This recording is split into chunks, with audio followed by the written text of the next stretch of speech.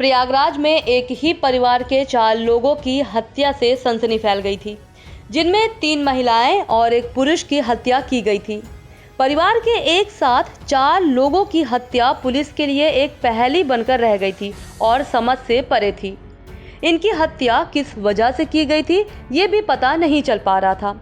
मौके पर पुलिस की कई टीमें पहुंचकर पड़ताल में जुट गई थी, लेकिन जब पुलिस ने इस घटना का खुलासा किया तो खुलासा चौंकाने वाला था, क्योंकि इस निर्मम हत्याकांड का मास्टरमाइंड कोई और नहीं बल्कि उसके घर का बेटा ही था, जिसने अपने ही पिता, मां, बहन और पत्नी की हत्या की साजिश रची थी।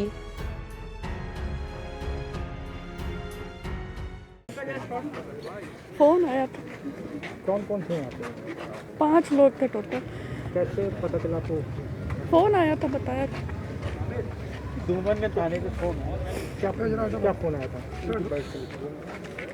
चलिए, हमारे एक रिलेटिव का फ़ोन आया कि न्यूज़ में चल रहा है, तो हमने फ़ोन किया आतिश को, भांजे, तो उसी ने बताया कि फिर वो थाना अधीक्षक ने फ़ोन ले लिया। उन्होंने कहा ये ऐसा ऐसा हो गया। क्या लोग यहाँ मेकअप कर रहे? 5 लोग।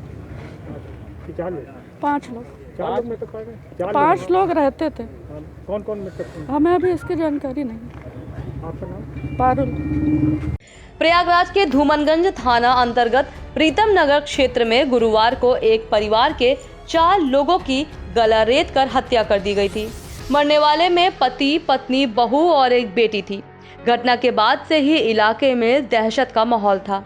घटना के बाद पुलिस ने बताया कि धूमनगंज के प्रीतम नगर में रहने वाले 55 वर्षीय तुलसी राम केसरवानी अपनी पत्नी किरण, बेटी गुड़िया, बेटा आतिश और बहू प्रियंका के साथ रहते थे।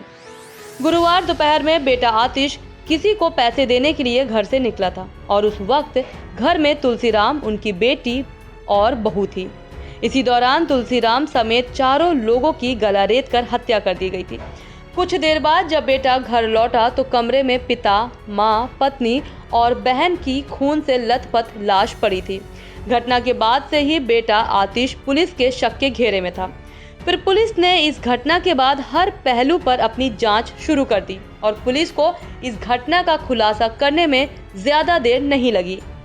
पुलिस ने जो खुलासा किया उसे सुनकर हर कोई आश्चर्य में पड़ गया। क्या हत्या हुई है? क्या मामला था उसमें? किस तरीके से लोग पकड़े गए? क्या आज धूमनगंज क्षेत्र में हुई 4 हत्याओं का खुलासा कर दिया गया है।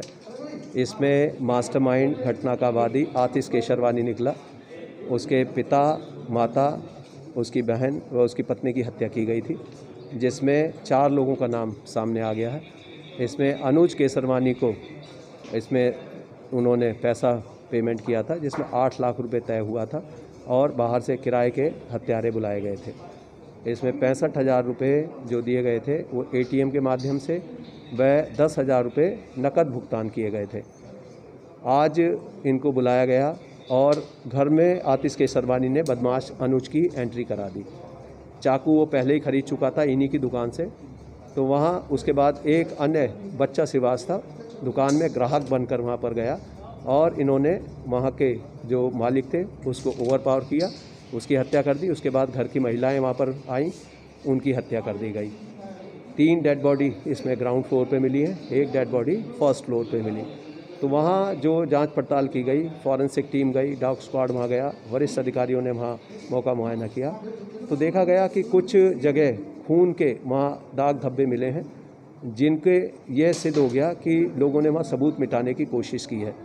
तो इससे लगा कि शायद घर का कोई व्यक्ति इसमें शामिल है। आतिश केसरवानी से जब कड़ाई से पूछताछ की गई और उसकी आम शोहरत के बारे में पता किया गया तो ये सिद्ध हो गया कि उसने ही हत्या कराई है। अभी उसने घटना का इकबाल भी कर लिया है और उसने बताया है कि 8 लाख रुपए उसने घटना के लिए तय किए थे और जिसमें बदमाशों को बाहर से बुलाया था। 2 गिरफ्तारी इसमें की जा चुकी हैं। 2 अन्य गिरफ्तारियों के लिए टीम मौके पर रवाना है। हत्या कारण क्या था और जो अपराधी पकड़े गए उनका आपराधिक रिकॉर्ड क्या था? अवैध संबंधों की बात सामने आई है। इसमें आतिश केसरवानी एक महिला से प्रेम करता था जो शादीशुदा है और यह स्वयं भी शादीशुदा था।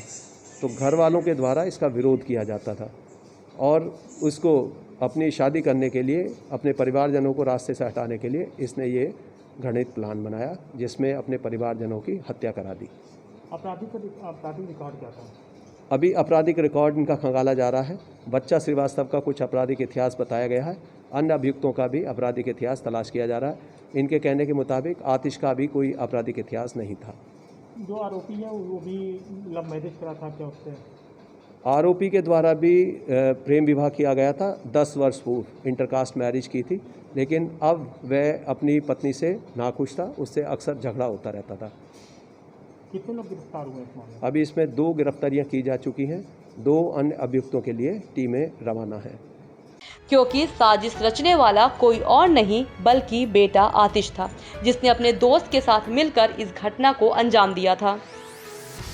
पुलिस ने बताया कि आतिश एक महिला से संबंध था, जिसका पूरे परिवार के लोग विरोध कर रहे थे, लेकिन आतिश घर वालों की बातों को अनसुना करते हुए उस महिला से संबंध बनाए रखा था, जिसके चलते आतिश की बहन ने एक दिन पहले सोशल मीडिया पर अपने भाई और उस महिला की फोटो वायरल कर दी थी।